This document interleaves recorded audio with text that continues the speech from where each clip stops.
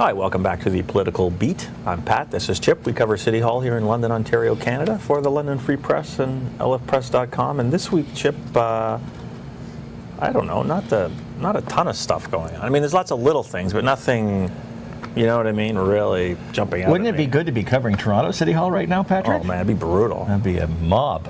Actually, no, it would be pretty fun, but after like the third week of nonstop, you know, having to be on the doorstep of the mayor's office, you get a little tiresome. Fordamania, yes. Fordamania, 24/7. Right.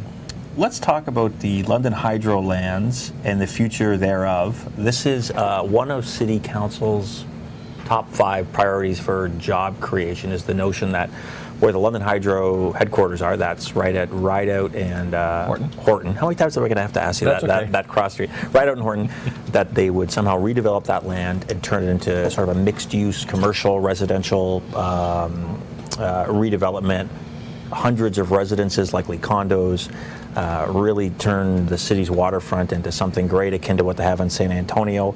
But it's one thing to have a dream, it's another thing to have a fantasy, and I'm not sure where this idea falls exactly, but it is getting a little more complicated. Well, the company that the city has looking into it is called Kilmer Brownfield.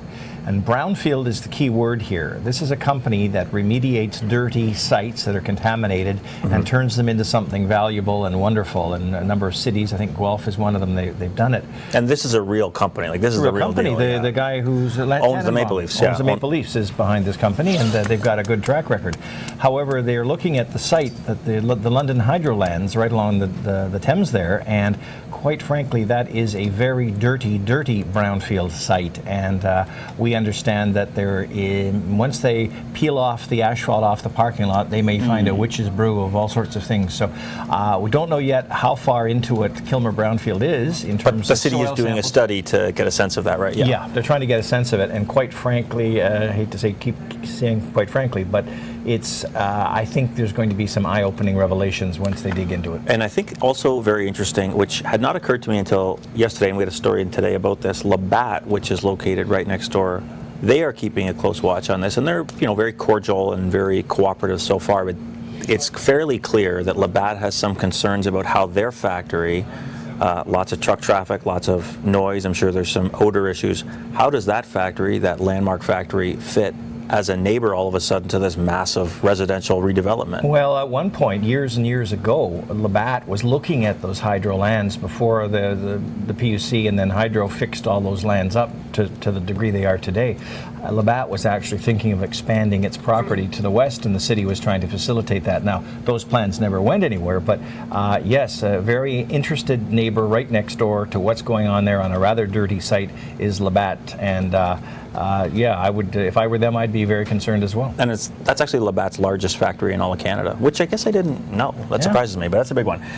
So it'll be interesting to see how that unfurls. And the study that the city's doing, it's called a REACH study, and I don't know where that term comes from. Well, it's the reach of the river. They're going up the river, and I think when you establish an area, a border along the river, it's called the reach. That particular section of the river that they study, I believe, that's where they get the term the reach. And I think they go up to the old dam. I don't know. Or to Richmond Street. Anyway, they're going up river a little bit to see the impact this would have. The London Hydro lands and the building are all in the Thames River floodplain. Also an issue, yes. And oftentimes the Upper Thames River Conservation Authority does not allow development in the floodplain.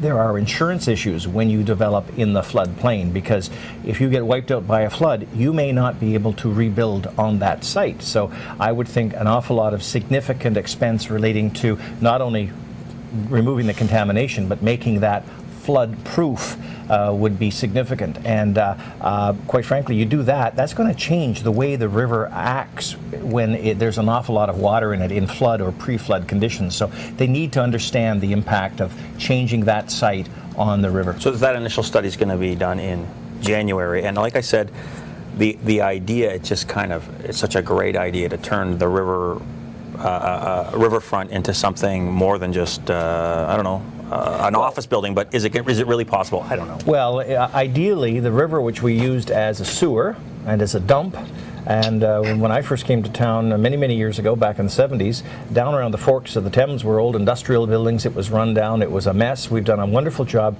fixing up the Thames River and turning our focus around, focusing more on the river as an asset rather than as a sewer. And hopefully this thing can go ahead and this thing will accomplish that. I still wouldn't go swimming in it, I can tell you that. No, but, no. Let's talk about the bridge. How about showering in the Jet D'eau? Would you like to do that?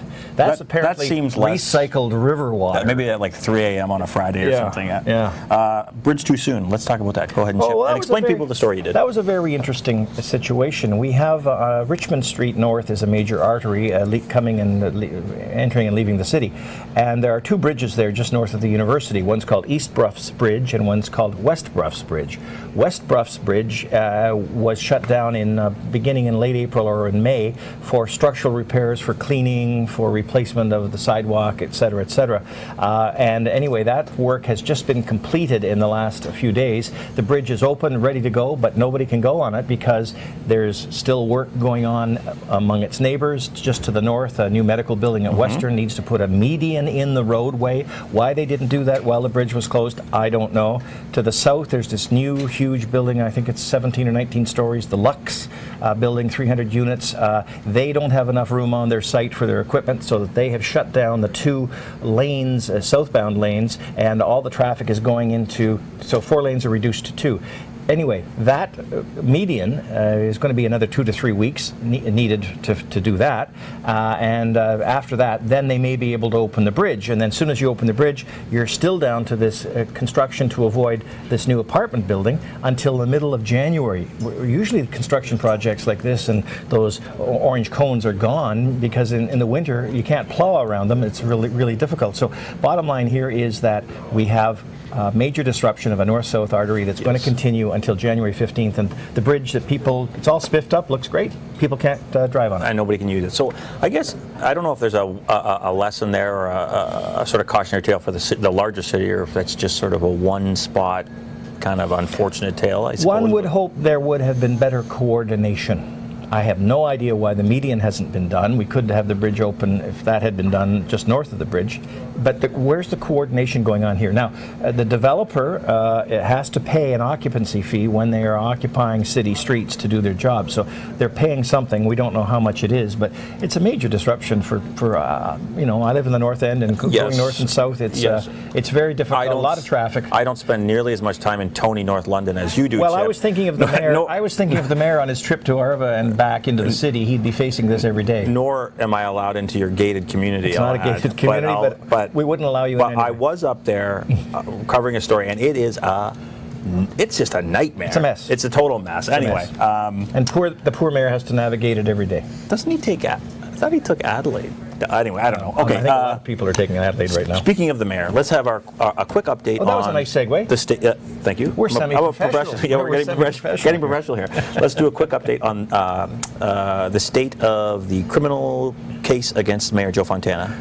Well, there was his case was discussed, mentioned at assignment court this week, which is it's an administrative court where they try to establish whether they're ready to go for trial, and if they're ready to go for trial, to set a trial date. They actually set a pre-trial, which is coming up sometime in the next few weeks, which will narrow the issues and help them get a better understanding about how long they're going to need for the trial. Fontana's lawyer, Gord Cudmore, says he's hopeful that they can have a trial early in the new year.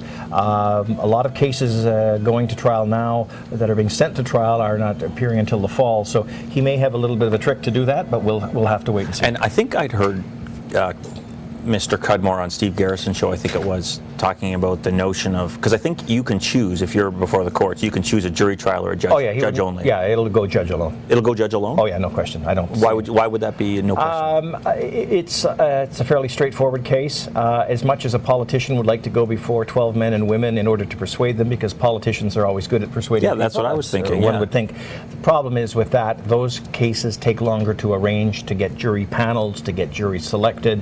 They tend to take longer. So one of the ways to speed this up is to go judge alone. And it may be once they've had the pre-trial, they'll know better. But Cudmore is saying, yeah, he's doubtful. While the option is still there for a jury, he's doubtful he'll go that way.